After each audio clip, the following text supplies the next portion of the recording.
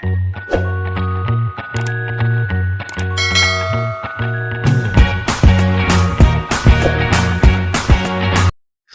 21. Better Than You by Trudy Ludwig, Part 2. When I didn't go say hi to Uncle Kevin, he came upstairs. "Why are you sitting here alone, Tyler?" he asked. I didn't say anything and just kept throwing basketball up in the air. "You know, Tyler, I think you need to play the guitar right now. I'm sure it will help," he told me. We went out to the garden and I started playing the guitar. Uncle Kevin was right. It helped me feel better, but it still didn't solve my problem with Jake. After a while, Uncle Kevin asked, "How was your day at school?" "It wasn't easy," I answered. "My friend Jake is so annoying. I know he's better than me at many things. I feel like a loser when I'm around him." "Is Jake like this around your other friends too?" he asked. I thought about it for a minute. Once Carlos told Oscar that he didn't like Jake at all because he always annoyed him. "He thinks he's better than us," said Carlos to Oscar. "Yes, he's really annoying," agreed Oscar. So it wasn't only me that Jake treated this way. The other kids found him annoying too. I shared this with Uncle Kevin, and he told me that people like Jake are like the pufferfish. They puff off their bodies to make themselves bigger than they actually are. When a kid acts like a pufferfish, he takes up so much space that he can also push away friends. Uncle Kevin suddenly stood up and shouted, "Make way for pufferfish man." He started running after me. After Uncle Kevin left, I rode my bike to the schoolyard. When I got there, Jake and Nico, this new kid on my street, were throwing a frisbee. "Hey, can I play too?" I asked. "Sure," they both said. I threw the frisbee. "Nice," said Nico. "Thanks," I answered. And then Jake did what he does best. He puffed up. "That's nothing," he said. "Look what I can do." When it was Nico's turn, he did an amazing throw. "Wow, that was amazing," I told Nico. "Thanks, I can teach you how to do it." "Really?" "Sure, and you can teach me how you did your throw." Then Nico looked at Jake and said, "I can show you too." "Well, I know all the cool throws I need to know," said Jake and walked away. I ran up to him and said, "Don't go, Jake, don't go. Nico plays frisbee better than we do, and it is okay. Let's just play and enjoy it." "No, I'm not playing anymore. Are you coming?" I looked at Jake and then at Nico. "No, thanks. I'm going to stay here with Nico." Jake said something slowly and went home. Nico and I taught each other different throws. I learned that Nico had a guitar but didn't know how to play it. "I'll teach you how to play it," I said to Nico. You know what? I have a feeling that Nico and I are going to be really good friends. Track 22. 1. Confident. 2. Generous. 3. Optimistic. 4. Serious. 5. Reliable. 6. Honest. 7. Patient. 8. Fun-loving. Track 23. Speaker 1. My friend Murad doesn't smile often. He never makes jokes or listens to them. Speaker 2. My friend Jane thinks positively about the future. She often says that everything will be alright.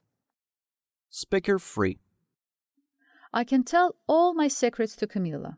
I know she will never share them with anybody else. Speaker 4. My friend Noor never panics in danger. She just waits calmly. Speaker 5. I enjoy spending time with my friend Caitlin. I always laugh a lot when we are together. Track 24.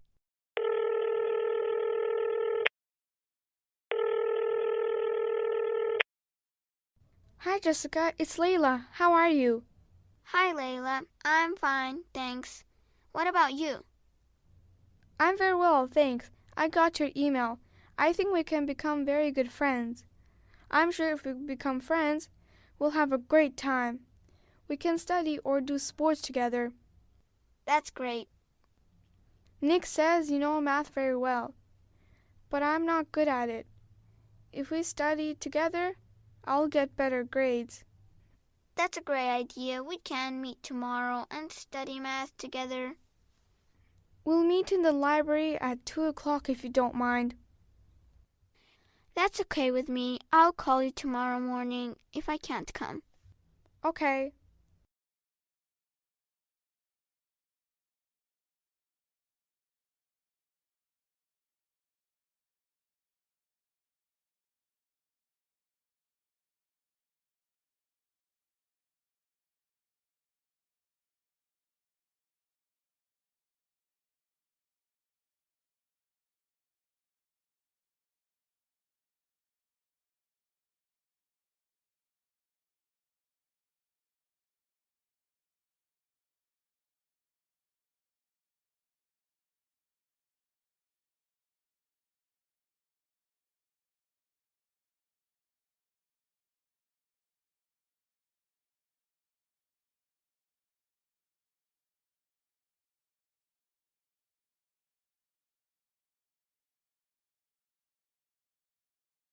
Track 26. Each Kindness by Jacqueline Woodson, Part 1. That winter snow fell on everything and turned the world a brilliant white. One morning the classroom door opened and the principal came in. She came with a girl and said to us, "This is Maya." Maya looked down at the floor. I think I heard her whisper, "Hello." We all stared at her. Her coat was open and her clothes looked old. Her shoes were spring shoes. Our teacher, Mr. Albert, said, "Say good morning to our new student." But most of us were silent. The only empty seat was next to me. Our teacher asked Maya to sit there. And on that first day, Maya turned to me and smiled. But I didn't smile back. I moved my chair, myself, and my books a little farther away from her. When she looked at me, I turned to the window and looked at the snow. And every day after that, when Maya came into the school, I looked away and didn't smile back. My best friends that year were Kendra and Sophie. At lunchtime, we walked around the schoolyard. We enjoyed whispering secrets into each other's ears. One day, while we were walking in the schoolyard, Maya came over to us. She held open her hand to show us a small red ball.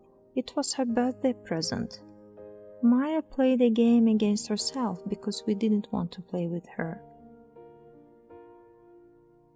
That afternoon, when we got back into the classroom, Maya whispered to me, "Guess who the new Jack's champion of the world is?"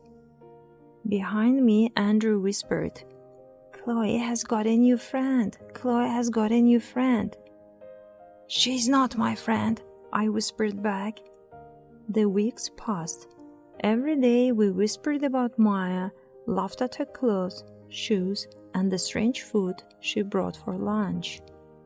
We said no when she wanted to play with us. Track 28. 1. Science fiction. 2. Adventure films. 3. Mystery movies. 4. Documentaries. 5. Special effects. 6. Reviews. 7. Film critic. 8. To star. Track 29. Speaker 1. The film is just great. We laughed a lot. It's in the cinemas till the end of the week. Watch it. I'm sure you will like it. Speaker 2. Her reviews are always interesting. I always read her reviews about the movies before I watch them. Speaker 3. The boys in the front seat are very tall. I can't see the screen very well. There are some empty seats. Can we change our seats? Speaker 4. If a film has 3D animation in it, it is very interesting to watch. The film Hugo is a great example of it. The scenes are so realistic. Track 30. Lamia, where might we go tomorrow? I don't know, but we could go to the cinema or we may go bowling. Oh, you know, bowling isn't for me, but going to the cinema is okay. What is on in the cinema? The new Disney film Moon Knight is on this week. We might watch it. That sounds interesting. The weather seems fine. We could walk in the boulevard after the movie. I'm afraid I can't. My legs hurt me after the last basketball match. I can't walk much. Sorry to hear that. But we may have pizza for lunch and then watch the movie. Great. So are we meeting in the cafe? Yes, let's meet at 12:30 in our favorite cafe. Please don't be late. Don't worry, I won't. Track 31. Thank you for calling City Cinema. If you want to get information about our cinema, press 1. If you want to talk to the operator, press 2. The cinema is open from 9 a.m. till 11 p.m. You can find different types of movies in our cinema. The ticket price depends on the movie and time you choose. It changes between 2 minutes and 10 minutes. Every spring, we have film festivals and we show movies from different countries. This week, we show British movies. The tickets cost 6 minutes, but we have special discounts for students this week. The student tickets cost 3.50. Don't forget to visit our new cafe. It is next to the main hall. The old cafe won't work for 2 months. If you want more information about our cinema and schedule, please visit our website.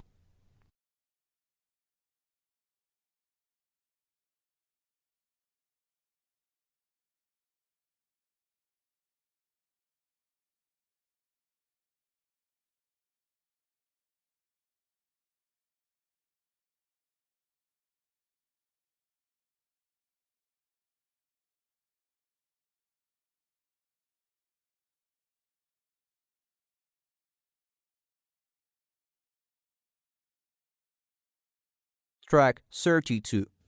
Each Kindness by Jacqueline Woodson, Part 2. The weather got warmer and warmer, and grass began growing. There was no snow outside. One day, Maya came to school. She was wearing a nice dress and beautiful shoes. We understood that the dress and the shoes were not Maya's because they looked bigger on her. "I have a new name for her," Kendra whispered. "Never knew. Everything she has comes from a second-hand store." We all laughed. Maya stood in the schoolyard. She was holding a rope, but she didn't ask us to play with her. After a few minutes, she started jumping. She jumped around the yard without stopping. She didn't look up, just jumped, jumped, jumped. The next day, Maya's seat was empty. In class that morning, we were talking about kindness. Mr. Albert asked us to gather around the table. There was a big bowl on the table. He filled it with water. He dropped a small stone into it.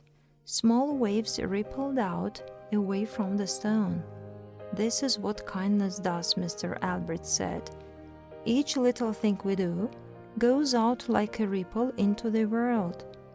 Then Mr. Albert asked us to drop the stone into the water and say what kind of things we often did. Joseph said, "I often hold the door for my grandmother." "I carried teacher's books up the stairs," Andrew said. I was standing at the teacher's table and holding the stone. I didn't know what to say. "Even small things count," Mr. Albert said. But I couldn't think of anything and gave the stone to one of my classmates. Maya didn't come to school the next day, or the day after that. Each morning I walked to school slowly and hoped to see Maya. I wanted to see her and smile back. Each kindness, Mr. Albert said, makes the world a little better place to live in. The next day, I went to school and hoped to see Maya. But Maya's seat was empty again. And one day, Mr. Albert said to the class, Maya will not come back. Her family moved to another city some days ago. That afternoon, I walked home alone. On my way home, I ran to the lake near my house and collected some stones. I said to myself, I never showed any kindness to Maya. I felt so sad because I missed the chance of kindness with Maya. One by one, I threw the stones to the lake and shouted out all the kind actions I didn't do to Maya. I hope I will have a chance to talk to her one day. I hope.